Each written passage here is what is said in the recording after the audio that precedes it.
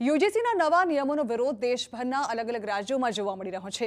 University grant commission દ્વારા તાજેતરમાં જ દરેક યુનિવર્સિટી અને કોલેજોમાં ઇક્વલ ઓપોર્ચ્યુનિટી સેલ સ્થાપવાની બાબતને લઈને ભારે વિરોધ જોવા મળી રહ્યો છે। અલગ અલગ રાજ્યોમાં સવર્ણ જાતિઓનું કહેવું છે કે આ નિયમ અસમાનતાને પ્રોત્સાહન આપશે અને એટલે આખા મામલે રાજસ્થાન, મધ્યપ્રદેશ, દિલ્હી તથા ઉત્તર પ્રદેશ જેવા રાજ્યોમાં લોકો મોટી સંખ્યામાં એકત્ર થઈને યુજીસીના નવા નિયમોનો વિરોધ કરી રહ્યા છે।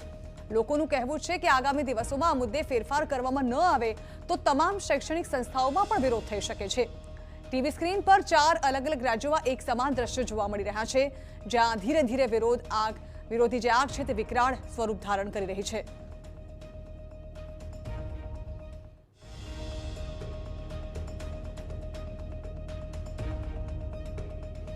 જણાવી દઈએ કે યુજીસી દ્વારા તાજેતરમાં જ દરેક યુનિવર્સિટીઝ અને કોલેજોમાં સમાનતા, એકરૂપતા અને એકસૂત્રતા જળવાઈ રહે તે માટે ઇક્વલ ઓપોર્ચ્યુનિટી સેલની રચવા તેનો આદેશ કરવામાં આવ્યો છે। આ સેલના માધ્યમથી કોઈ પણ વિદ્યાર્થી સાથે જાતિ, ધર્મ, લિંગ કે પછી જન્મસ્થાનના આધારે ભેદભાવ ન થાય તે માટેનું આયોજન કરવાનું નક્કી કરાયું હતું।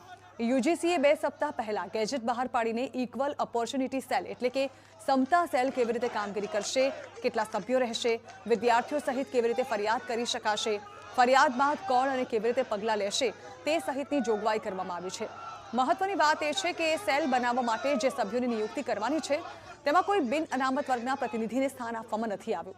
પ્રદર્શન કરી રહેલા વિદ્યાર્થીઓનું કહેવું છે કે આ ખોટું છે। યુનિવર્સિટીઝમાં તો તમામ સમાજનું સન્માન છે। આ પ્રકારના નિયમોને પાછા લેવા અનિવાર્ય છે।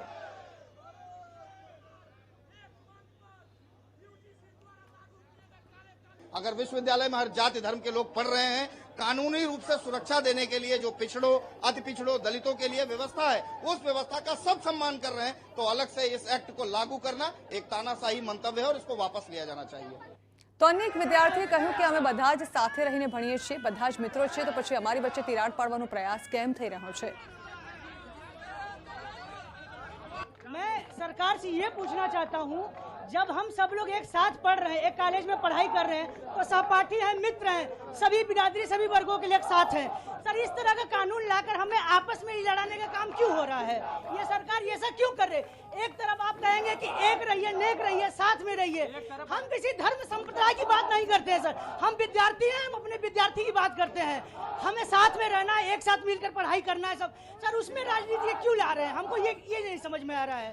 તો સરકાર પર આરોપ લગાવતા વિદ્યાર્થીઓનું કહેવું છે કે પહેલા હિન્દુ, મુસ્લિમ અને હવે જાતિઓના આધારે લડાવવામાં આવી રહ્યા છે। युवाओं को कोई नौकरी नहीं दे पा रहा है, उनका खाली एक ही मुद्दा है, कैसे एक दूसरे को भिड़ाया जाए। पहले तो इन्होंने हिंदू मुस्लिम किया, अब ये जात पात नहीं बांटना चाह रहे लोगों को।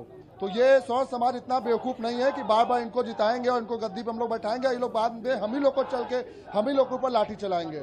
तो इस बार इनको इनकी औकात दिखाना है। इस बार यूजीसी बिल वापस लेंगे, वरना ये हम लोग 2 महीने 3 महीने 1 साल तक कहीं धरने बैठे रहा जाएगा।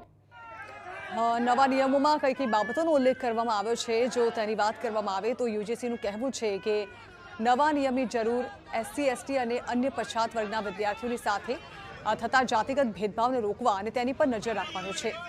નવા ઇક્વિટી રૂલ હેઠળ તમામ યુનિવર્સિટી, કોલેજ અને ઉચ્ચ શિક્ષણ સંસ્થાઓને પરિસરમાં 24/7 હેલ્પલાઇન, ઇક્વલ ઓપોર્ચ્યુનિટી સેન્ટર અને કમિટીની રચના કરવાનું રહેશે। જો કોઈ પણ સંસ્થા નિયમોનું પાલન ના કરે તો યુજીસી તેની માન્યતાને રદ કરવા અથવા ફંડ રોકવા જેવી કડક કાર્યવાહી કરી શકે છે।